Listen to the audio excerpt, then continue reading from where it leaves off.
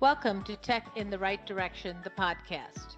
Let's take tech in the right direction to drive social change and close the employment, pay, and culture gap for women in technology. This podcast is focused on helping turn ideas into action and create opportunities for women to advance in the dynamic technology industry. I hope this podcast will inspire and motivate you to encourage more women and girls to seek or grow a career as a woman in technology. Stories about the journey of amazing women in the tech field starts right now. Welcome to Tech in the Right Direction, the podcast. This week, I'll be speaking with Supriya Gupta. As Credit Karma's head of recommendations, Supriya is charged with personalizing the Credit Karma app experience for the company's more than 120 million members. When she joined the team more than 3 years ago, Supriya oversaw the transformation of the company recommendations engine into a dynamic and personalized deep learning-based system that leverages data and machine learning to deliver tailored recommendations and offers to their members.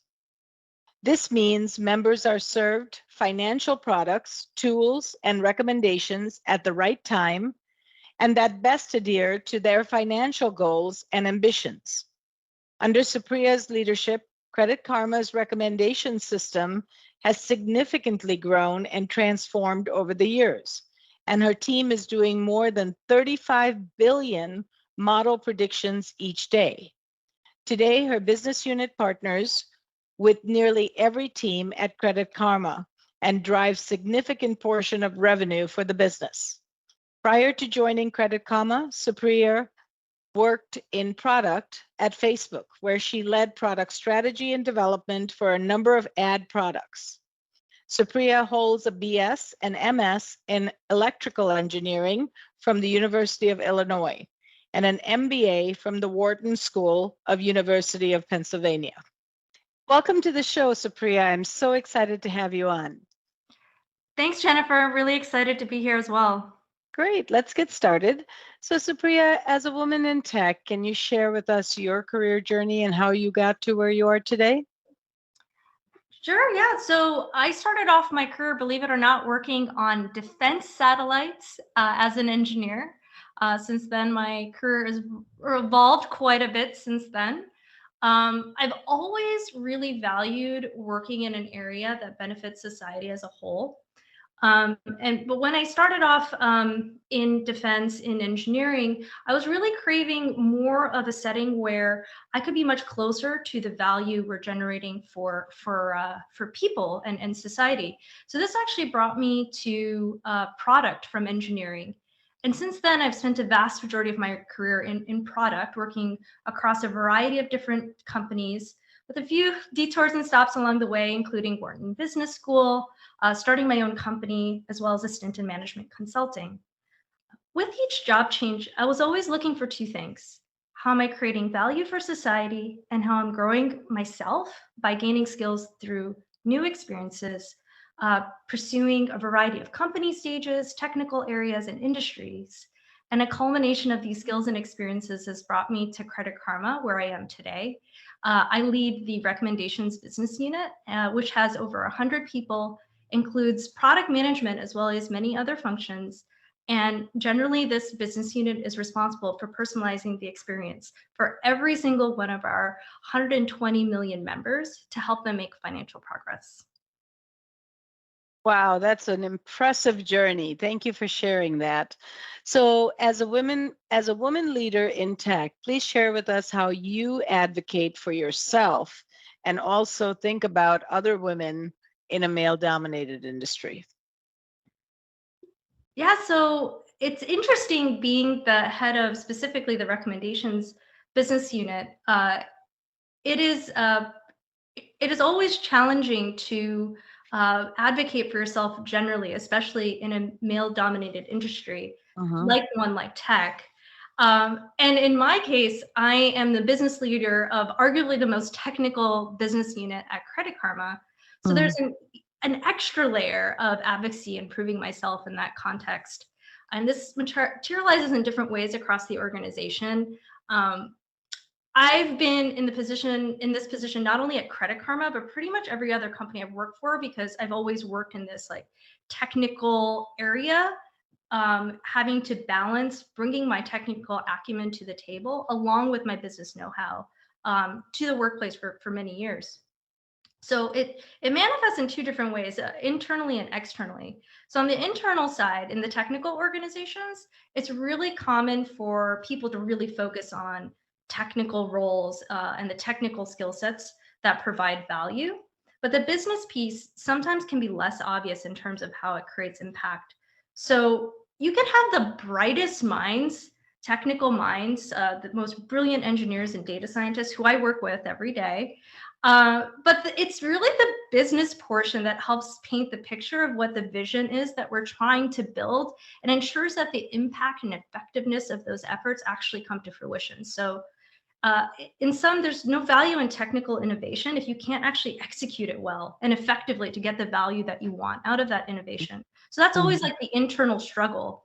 And often people will look to me and assume that, oh, well, you're just the business person. So how are you adding value? And what do you know about technology? And then sort of the vice versa happens when you look externally. So on the internal side, you know, I've come across this so many times. I no longer take any sort of offense to this. It's usually a human instinct to assume if you're technical, you're probably not business savvy. If you're business savvy, you're probably not technical. Because there are not too many roles out there that really have to play to both sets of skills. So I know that my role in this way is quite unique. In fact, even in my early days as a PM, I remember someone trying to give me advice to actually make my slides look a little bit less polished, such that the engineers would actually take me more seriously. Because if it was too polished, they would assume that I don't know what I'm talking about. So I'd come across these sorts of things all the time. And sometimes I'd name drop my degrees like, hey, I have an MBA, I have a master's in engineering. And that would help sort of provide that, you know, instant credibility that helps with that shortcuts to those, you know, very human assumptions around what people can and cannot do. But I realized that I really needed to help really engage with those engineers by not only adjusting, say, my presentation style to something that they were used to so they'd be able to absorb the content, but also really engaging with them personally through working sessions and whiteboards, and really show them the value that I'm driving and show them how we can drive value together in a really measurable way.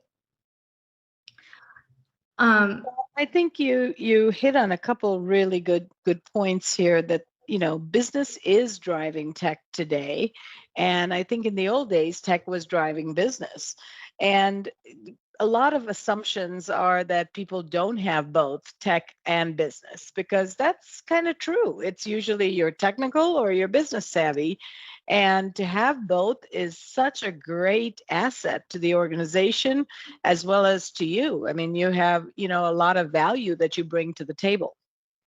Yeah, and it's really interesting and energizing to be able to really marry those two backgrounds that I have in this really interesting, unique way. So, you know, when I think about this problem, I really kind of try to first not get offended, because I know it's actually strange. Second, I'm glad that I have those degrees to fall back on as shortcuts to provide credibility. But I really know that it's going to take more than probably that moment to prove myself amongst especially new stakeholders and people around the business, to understand how business can actually drive technology. As you mentioned, it's somewhat of a new thing, or newer thing, I'd say, in industry, for business to be driving the technology development. So do you feel that with your teams you've built the credibility already, or do you have like a ongoing challenge to continue to build credibility in this male-dominated industry? So I talked a little bit about looking internally, and I almost feel like that's the easier hill to climb, so to speak. Externally, when you talk with other leaders and executives, I think that's actually where the even bigger challenges land, in terms of holding a business leadership role in a technical context, because people outside of the organization actually are even less familiar with the technical challenges, as well as the complexities and nuance that you need to bake into the strategy in order to create differentiation, move really fast, and win in market. So with external stakeholders, I find that the education barrier is just a lot higher, especially combined with sometimes honestly lower interest levels, because you're talking mostly to people who are much more business oriented. So they're not going to necessarily get into the weeds of the technical domain. So that's where it gets a little bit more difficult to get that visibility and support from the broader business, because they just don't understand what you're doing. So it's hard to contextualize the impact that you're making relative to those efforts. So the way that I've dealt with this is really just trying to get the message right at multiple levels of depth, so that you're able to do a critical repetition of concepts in various degrees of depth to sort of slowly bring the organization along and create a constant drumbeat that provides that background context and foundational setting to help all the wins land in context as we're creating impact for the business. I think that's really true in many cases, where repetitive training, I don't know if you want to call it training, but repetitive words is what makes things sink in. It doesn't happen just because you say it once, So I think that's really good. So data and AI are trending now in the tech industry. So how do you use data and AI to help consumers make better informed financial decisions? Yeah, when it comes to Karma AI, I think it's all about demystifying the complexities of consumer finance. So, as a human, as one of our Credit Karma members, as is true for anybody, everyone's got their lives and they've got their goals, and how to get to those goals, or how to achieve those goals to attain financial progress, it's different for everyone. It's very personal, as is part of the phrase personal finance. And it really requires deep data-driven knowledge of where someone is today to understand how they can get to where they actually want to be in the context of what they're trying to achieve and under the conditions that they have. And so this is where I feel data and machine learning play a critical and necessary role to actually create this sophisticated, personalized financial platform that drives Credit Karma. And this is how we help consumers better understand what's going on with their finances and actually manage them on an ongoing basis. And this includes things like automating lengthy, tedious processes and decision making, even application flows and interaction points with financial institutions. So really, from the start, Credit Karma, our journey with data and AI really started with approval odds. And this is our ability to recommend products based on the chance that we predict that you will actually be approved for a particular financial product. And it's sort of grown into the full-blown recommendation system we have today that delivers these actionable insights and product recommendations.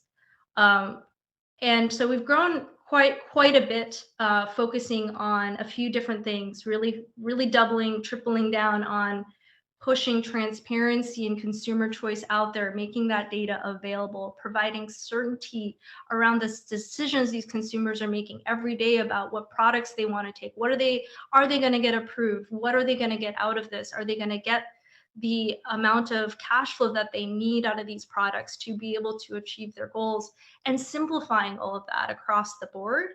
And data and AI really help us do that, right? Help us figure out how to recommend things in context of what the members actually want to try to achieve. And as an actual example of this, we introduced a product feature called Stories. And this is powered by our machine learning data science models that parse through literally billions of data points to deliver these personalized, in-depth insights as well as recommendations to each of our members at scale, fully personalized. And they really pull together a tailored, digestible view of what each member's finances are and contextualize them and personalize them to the member's profile and goals. And then in this way, providing recommendations to improve their financial health and reach their financial aspirations. So that's how I see data and AI playing a very meaningful role in driving the company's mission and platform. That's fascinating. So these stories, these billions of records that you've accumulated to, kind of get your data from, how long were you actually harvesting this information before you turned it into a story?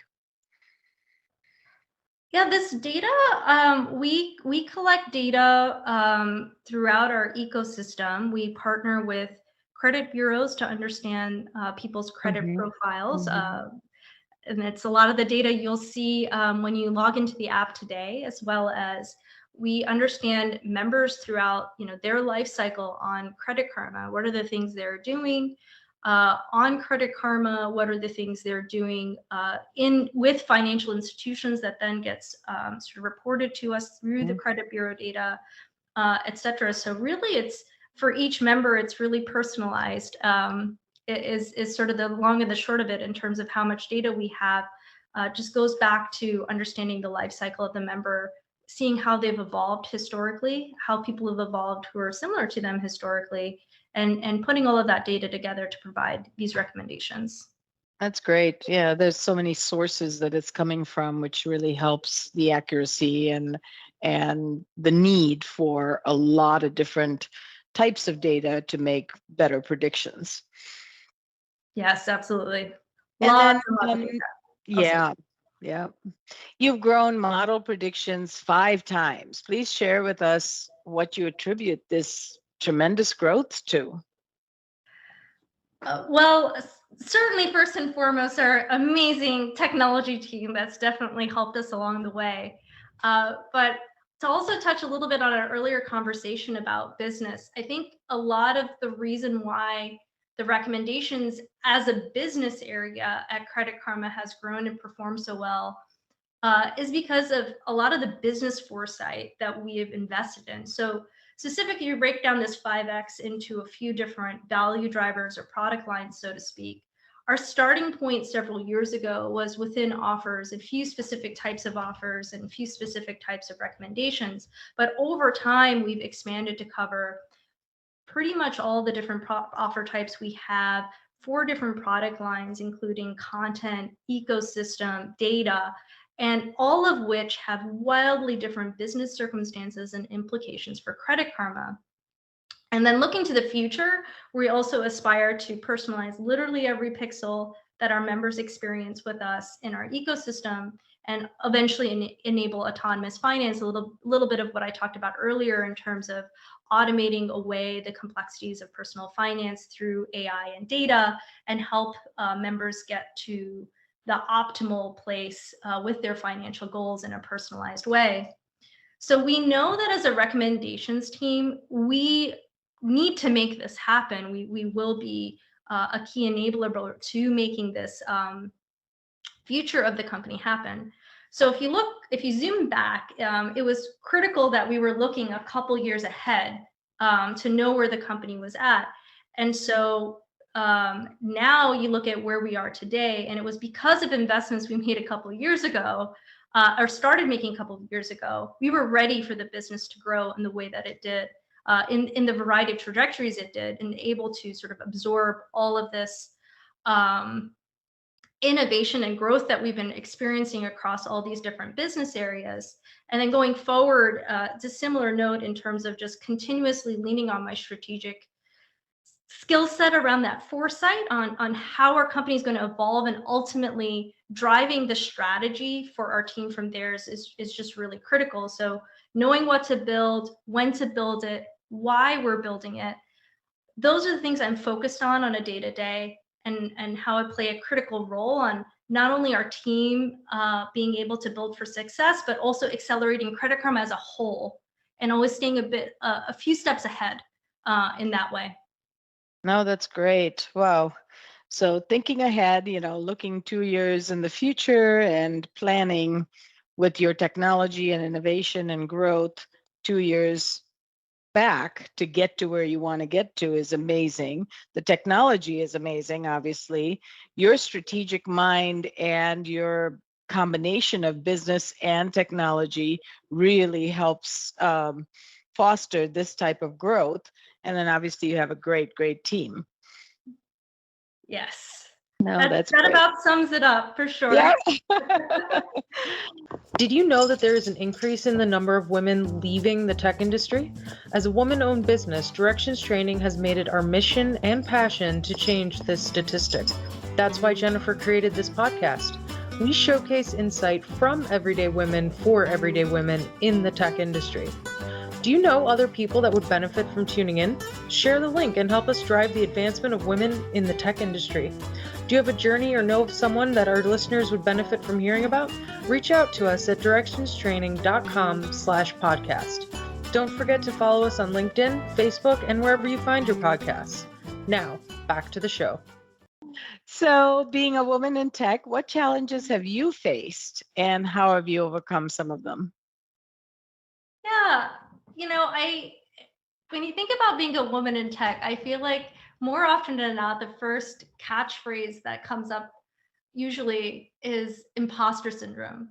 I talk about this with my mentees. I have a group of mentees that I mentor for the past couple of years now at Credit Karma.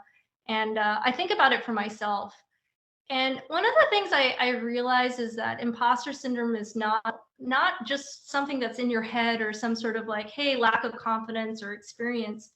A lot of times it's also an artifact of society in a lot of ways, because society will sort of dictate or have these implicit biases and assumptions about where people provide value versus not. And for women, a lot of times we are honestly underestimated in terms of the value we can bring to the table, versus men are often overestimated. And I do feel like a lot of that sort of contributes to that imposter syndrome feedback loop, and something that I know even with my mentees have expressed concerns about. So thinking about that context, one of the things that the challenges I faced is around just that, people understanding what I have to bring to the table, and how do I sort of, stay confident in my own skin, and confident knowing that I have the skills I know I have, and focus more on creating value out of those skills and less about, letting it get to me. So the way that I've kind of overcome all of this is really thinking about what are some of my more unique strengths and how can I uniquely create value in organizations. I think my journey to leading the recommendations team is actually a very interesting example of that. So when I moved into this leadership role I have today on the recommendations team, my predecessor, who was my hiring manager, she moved on to a new role, but she noticed of many skills in me, but particularly my knack for collaboration, and recognize that as an important key strength area for me to take on this leadership challenge, as well as generally platform roles like this. So my specifically approachability, ability to work well with others outside of my core business unit is actually not only why the recommendations team is so successful in powering our entire product amongst all these different vertical teams, it's also sort of critical that we do this. So in tech in particular, you can sometimes see a lot of internal organizations almost working against each other, or just focused on their own little silos. But when you think about the bigger picture, Credit Karma, we are a customer-obsessed fintech, and our customers really our 120 million members, not our exec teams that we're trying to, present to and get attention from. All of us are working together, including our execs, to deliver value to our members. And so in order to really achieve that mentality, truly, leaders really need to encourage a collaborative environment. And I realized that I was actually a bit of a unique person in that way in terms of my leadership style. So instead of falling prey to maybe some imposter syndrome of growing in my career, I decided, this is an advantage to me and it's a unique advantage in this role. And I knew it's going to be very critical to me and my team to be the glue that binds all of our teams at Credit Karma together to jointly deliver value for our members, who are our collective customers at the end of the day, and the future success of our business. That's amazing. I think we can all learn from that. Really, really good insights there. So, can you share any lessons learned or leadership skills that you've learned in your career? Obviously, you've come a long way, and you've learned, you understood your strengths and then applied them internally and externally. But what, does any lessons learned come to mind, or a leadership skill that you said, wow, without this, I would not be where I am? Yeah, I have a few related items that kind of work together in the way that I drive impact through my team and sort of capitalize on the notion of us being a platform and driving impact. So I'll start with trust. So first, it is imperative for teams, especially high-tech teams, to create an environment of trust, because innovation flourishes in these types of environments where ideas are received well and they're received without judgment. So people can go experiment, come up with new out-of-the-box ideas, really feel comfortable airing out their ideas and opinions. And in order to create this environment of trust, I think one of the ways to do that is really by leading with transparency, sort of setting the right sort of example from a leadership perspective to create a healthy environment about being highly transparent about what goals are, what matters, how things are going, both wins and losses, so that people understand that it's all about being transparent and not necessarily always being right. So it's really important that leaders bring people along for the journey as we all learn together and innovate together. And there will be moments when things go wrong, or say as a leader, even you make a wrong decision. And it's more important to surround yourself with people who are very comfortable with telling you, hey, maybe you should consider a different approach. Hey, there are some risks here that you might not be aware of. And other things like this, where they can really push you and up-level your thinking. And I find that to be really important in terms of the people I hire, leaders I keep close to me. And with that, I think it's really important for us to not only have people push on when things are wrong at the forefront, but also think through where things did go wrong and what can we learn from them, right? Every misstep, every challenge that we come across, every stumbling block is an opportunity to learn. And it shouldn't be an opportunity to blame. It is an opportunity to learn. So creating an environment where expectation is stuff will happen. We're scaling, we're growing, we're moving at breakneck speeds, but that shouldn't stifle innovation. That should be opportunities to learn, become stronger, and scale ourselves.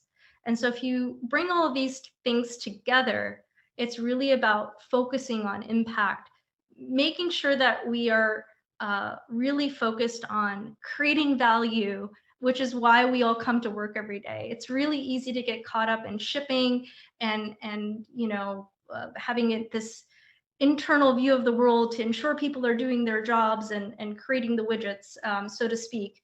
But what is much more satisfying motivating, productive really is the focus on impact that our products are creating by shipping them, not just shipping products in isolation. And so you have these right incentives. You've also reinforced a lot of these other themes around innovation, transparency, and really capitalizing on the silver linings of our past mistakes to learn and keep growing. I love the leadership skills that you mentioned, from trust to leading with transparency. You don't always have to be right. Surrounding yourself with people who help you grow, are not just all the same, because diversity in your teams is so important to be able to grow and learn. And then, learning is part of missteps. Like you said, if you didn't have missteps, you wouldn't learn, you wouldn't grow, you wouldn't have experience. So I love what you said about, not looking to blame, but learning as part of the opportunity, because that's huge. I mean, it's really, really important that people understand that everybody makes mistakes. I mean, we're all human, and we should learn from our mistakes, because those are opportunities to grow. Yeah, absolutely. Great. Those are really, really huge. Great points. Thank you so much for that. All right. So, in closing, what comments or advice do you have for our listeners, or maybe women that are looking to come into tech? Yeah, I think it's interesting for women who are starting in their careers, especially as leaders. So a little bit of advice for women in tech, those who are maybe trying to work their way up the ladder. Mhm. I think leadership is actually a skill you learn along the way. And the skills you need as an individual contributor are not always the same. Actually, most of the time they're quite different as those Mhm. that you would need in a manager role or management role or leadership role. And if they don't come to you naturally at first, don't be discouraged. It's something that most everyone is always working on. And as long as you have that growth mindset that probably got you to where you are today, you continue to maintain that as you move into leadership roles. Just remember, acknowledge, accept, that everyone has these growth areas and commit to growing in those areas. And to add to this, for me personally, I have a peer set of other leaders who work in completely different industries and functions that I lean on to get perspective from, and they lean on me. And so what I find often is learning or seeking out advice for people, quote unquote, inside the building that actually work with you. Sometimes you can be prey to groupthink, and sometimes it's just difficult to talk about tricky scenarios in various leadership capacities as well, especially if they're confidential. So I've actually found that third-party perspectives that are sort of outside of my current domain are really important, because it validates approaches and challenges from an objective perspective.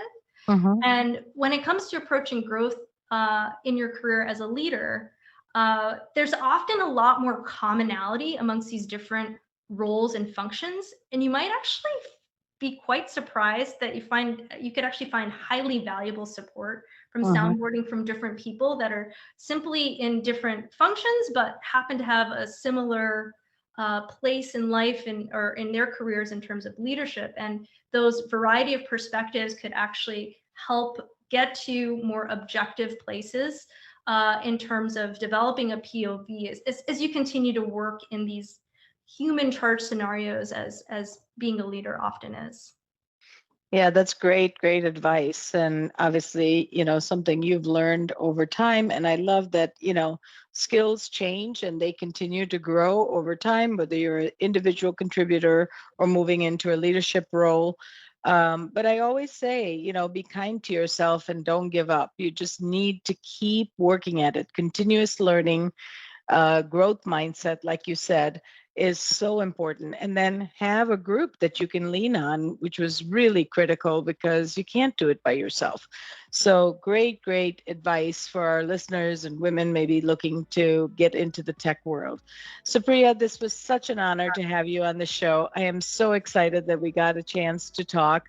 Hope to have you on a future show someday. Yeah, thank you so much for having me. So Supriya, if our listeners wanted to get a hold of you, what's the best way to do so? Yeah, please feel free to reach out to me on LinkedIn. Great. Thank you. Again, it was a pleasure and an honor. Thanks again. Yeah, thank you so much for having me. Thank you for listening to Tech in the Right Direction. Please take a minute to subscribe or follow so that you never miss an episode. Also, don't forget to like, share, and comment. Thank you. See you next week. From IT skill enhancements to end user adoption training, Directions Training is your resource to help optimize the effectiveness of your technology investments.